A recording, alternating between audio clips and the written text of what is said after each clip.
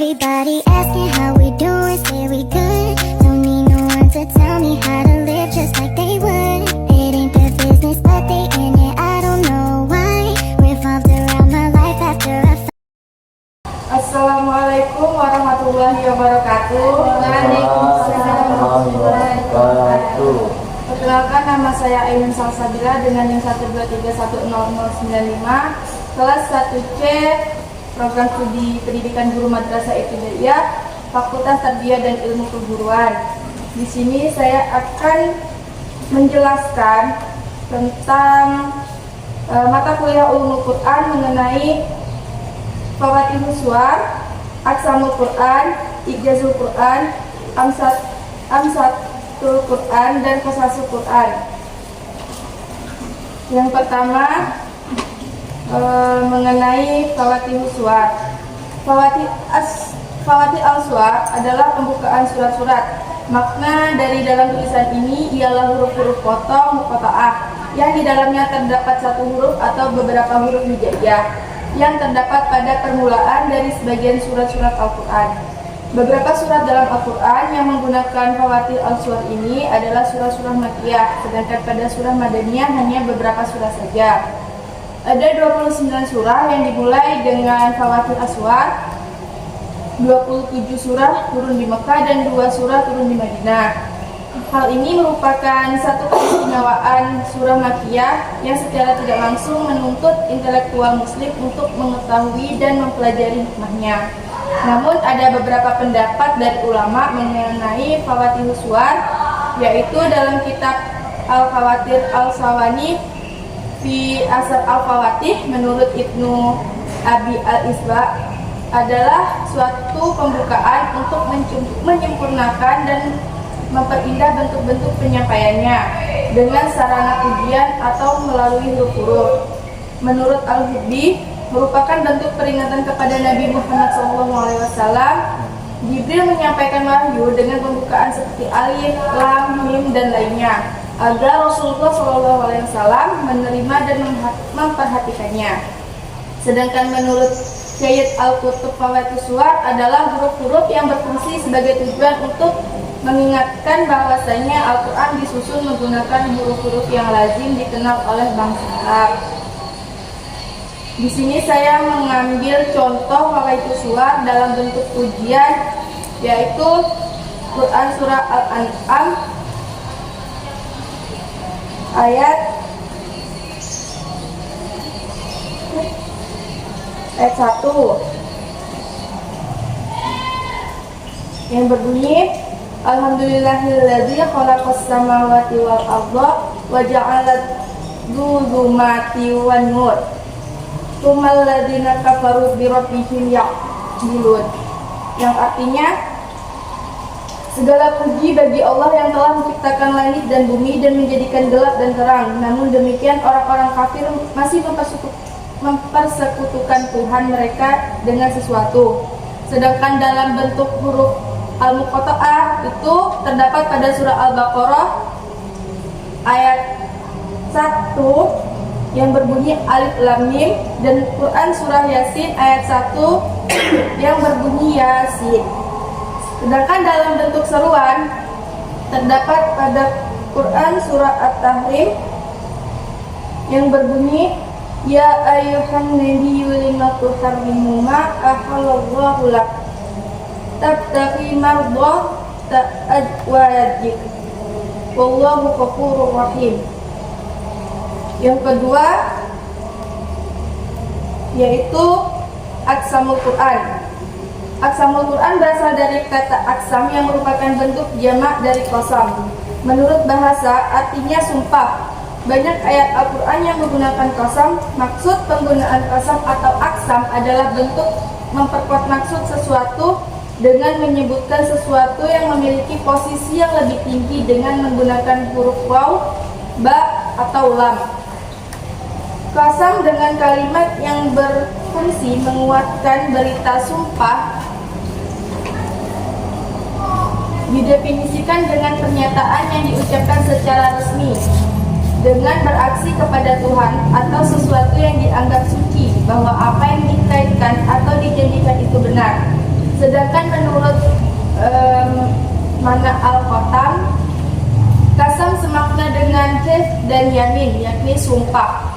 Sumpah dinamakan dengan al-yamin atau tangan kanan karena orang Arab bersumpah dengan tangan kanan. Contoh aksamul Quran, kata al-yamin disebutkan dalam surah An-Nahl ayat 38, yang artinya mereka bersumpah dengan nama Allah, dengan sumpahnya yang sungguh-sungguh. Allah tidak akan membangkitkan orang mati. Tidak demikian, bahkan pasti Allah akan membangkitkannya sebagai suatu janji yang benar dari Allah, akan tetapi kebanyakan manusia tidak mengetahui.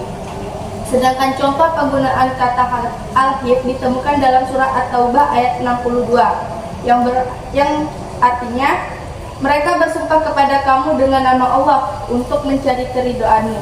Padahal Allah dan Rasul-Nya itulah yang lebih patut mereka cari keridhaannya jika mereka adalah orang-orang yang mukmin. Dan yang ketiga, tentang ijazul Quran. Secara etimologis, kata ijaz berasal dari kata ajun, artinya tidak mampu atau kuasa.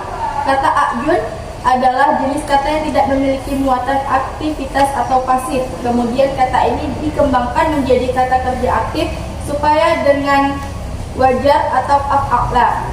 Ajaza atau yu'jizu berarti melemahkan. Dengan demikian, Al-Quran sebagai mukjizat bermakna bahwa Al-Quran merupakan sesuatu yang mampu melemahkan tentang menciptakan karya yang serupa dengannya.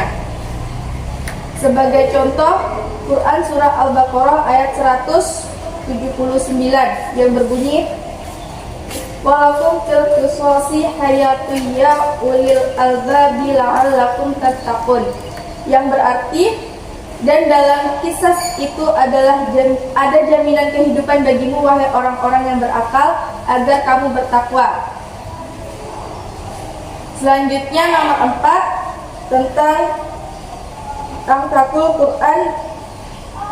Amsatul Al-Quran berasal dari kata amsal yang merupakan bentuk jamak dari matsal. Kata matsal, mits, dan matsil mirip dengan syabah, syib, dan syabih, baik dalam lafaz maupun maknanya. Dalam sastra, amsal adalah perumpamaan suatu keadaan dengan keadaan lain untuk tujuan yang sama, yakni menyamakan sesuatu dengan yang aslinya. Contohnya, rubah ramiyah min khairi ramin, menggambarkan seberapa banyak musibah yang disebabkan oleh Hakam bin Yakut al-Nakri. Membandingkan orang yang salah dengan musibah meskipun kadang-kadang benar. Menurut Ibnu Qayyim, amsal Al-Quran adalah membandingkan sesuatu dengan sesuatu yang lain. Dalam hal hukum, mendekatkan yang abstrak atau makful dengan yang konkret atau mahsus, atau mendekatkan salah satu dari dua yang mahsus dengan yang lainnya dan menganggap salah satunya sebagai yang lain. Contoh amsal Al-Quran menurut Ibnu Qayyim menggunakan tasybih syarik seperti firman Allah pada Quran surah Yunus ayat 24 yang berbunyi, innama matalul hayatid dunya kama'in anzalaku minas sama'i ifaktalaqa bihi nabatul ardi mimma ya'kulun nasu suwal al-am. Contoh lain dari amsatul Quran ialah amsatul musarrahah yang terdapat pada Quran surah Ar-Ra'd ayat 17 yang artinya Allah telah menurunkan air hujan dari langit, maka mengalirlah air di lembah-lembah menurut ukurannya. Maka arus itu membawa buih yang mengambang, dan dari apa logam yang mereka lebur dalam api untuk membuat perhiasan atau alat-alat. Ada pula buihnya seperti buih arus itu. Demikianlah Allah membuat perumpamaan bagi yang benar dan bagi batil. Adapun buih itu yang hilang sebagai sesuatu yang tidak ada harganya. Adapun yang memberi manfaat kepada manusia, maka ia tetap di bumi. Demikianlah Allah telah membuat sebuah perumpamaan-perumpamaan. Dan yang kelima tentang Qasasul Quran. Menurut istilah, qasasul Quran ialah kisah-kisah dalam Al-Quran tentang para nabi dan rasul mereka, serta peristiwa yang terjadi pada masa lampau, masa kini, dan masa yang akan datang. Di sini saya mengambil contoh dari segi waktu, yaitu Quran Surah Al-Furqan ayat 59 yang artinya yang menciptakan langit dan bumi dan apa yang ada di antara keduanya dalam 6 masa. Kemudian dia bersemayam di atas arsy. Dialah yang maha pengasih, maka tanyakanlah tentang Allah kepada orang yang lebih mengetahui Muhammad. Sekian dari saya, kurang lebihnya saya mohon maaf. Saya akhiri. Wassalamualaikum warahmatullahi wabarakatuh. Waalaikumsalam warahmatullahi wabarakatuh.